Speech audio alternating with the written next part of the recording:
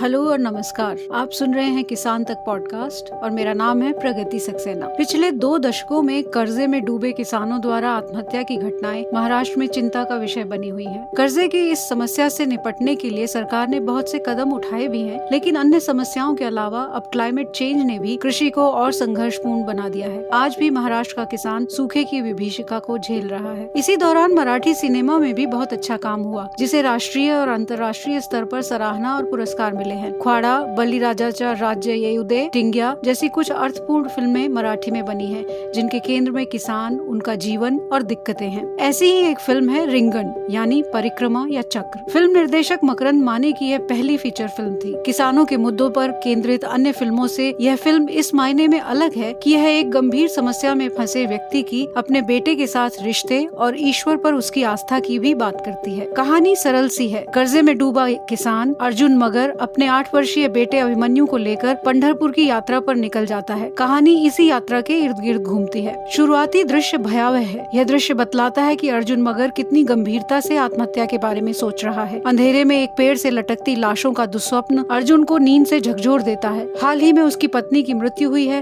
और पिछले 3 सालों से सूखा झेलती उसकी जमीन बंजर पड़ी है। यह उसका छोटा बेटा अभिमन्यु ही है जिसके बारे में सोचकर वह आत्महत्या के ख्याल को बार बार झटक देता है, जबकि गाँव में एक एक करके कर्ज से ग्रसित किसान खुदकुशी कर रहे हैं। अपनी परिस्थितियों से तंग आकर वह पंढरपुर की तरफ निकल जाता है। पंढरपुर महाराष्ट्र का एक अहम तीर्थ स्थल है, जहाँ विठोबा का मंदिर स्थित है। हर वर्ष आषाढ़ी एकादशी पर देश भर से भक्त वहाँ इकट्ठा होते हैं और भजन गाते हुए परिक्रमा करते हैं। अब अर्जुन के जीवन का अपना संकट है और उसके बेटे अभिमन्यु की अपनी अलग लालसा। इस छोटे से बच्चे को जन्म मृत्यु के बारे में नहीं पता। उसके पिता ने बता दिया है कि उसकी माँ विठोबा यानी भगवान के पास चली गई है। अभिमन्यु ये जानकर खुशी से झूम उठता है कि उसके पिता उसे विठोबा के घर पंढरपुर ले जा रहे हैं। उसे उम्मीद है कि वहाँ उसे उसकी माँ मिल जाएगी। अनेक समस्याओं से जूझते हुए अर्जुन का ईश्वर पर भरोसा डगमगाने लगता है। वह क्षुब्ध होकर कहता है कि ईश्वर की इस दुनिया का यही दस्तूर है कि अमीर और अमीर होते जाते हैं और वंचित वर्ग और भी गरीब। लेकिन इसी निराशा के बीच उसे एक काम मिल जाता है और वह उत्साहित होकर कुछ पैसा बचाने लगता है ताकि अपनी जमीन को छुड़वा सके। उधर अभिमन्यु इस फिराक में है कि वह अपनी माँ से कैसे मिले। शराब के नशे में जब उसका पिता एक सेक्स वर्कर के पास चला जाता है तो अभिमन्यु उसे ही अपनी माँ समझ लेता है। किस तरह वो सेक्स वर्कर अभिमन्यु को माँ की मृत्यु के बारे में समझाती है, यह मार्मिक दृश्य है। अभिमन्यु अपने पिता को चोरी करने से भी बचाता है। बेटा एक तरह से पिता की नैतिक कंपास है। फिल्म का अंत एक सकारात्मक स्वर में होता है। अपने मौजूदा मालिक की मदद से अर्जुन कर्जे का कुछ हिस्सा चुकाकर अपनी जमीन वापस ले लेता है और अभिमन्यु को एहसास हो जाता है कि उसकी माँ जा चुकी है और पिता ही अब उसका संरक्षक है और उससे